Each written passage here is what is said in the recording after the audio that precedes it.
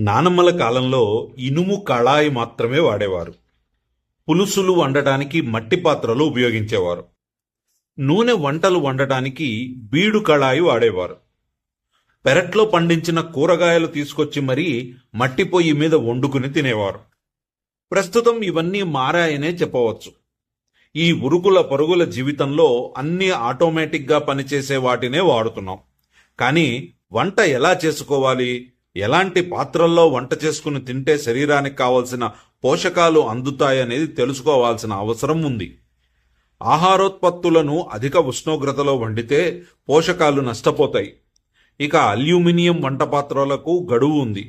వాటిని దీర్ఘకాలం వాడితే ఆరోగ్యానికి హానికరమని బ్యూరో ఆఫ్ ఇండియన్ స్టాండర్డ్స్ వెల్లడించింది. మట్టి పాత్రలు వంట చేయటానికి అత్యుత్తమైనవి. ఇవి పర్యావరణ హితమైనవే కాదు, వాటిల్లో వండితే ఆహారంలో పోషకాలు చెక్కు చెదరకుండా ఉంటాయి. మట్టి పాత్రల గోడల్లోని సూక్ష్మ రంధ్రాల ద్వారా అధిక వేడి బయటకి పోతుంది కాబట్టి ఉడికే ఆహారంలో పోషకాలకు నష్టం రాదు.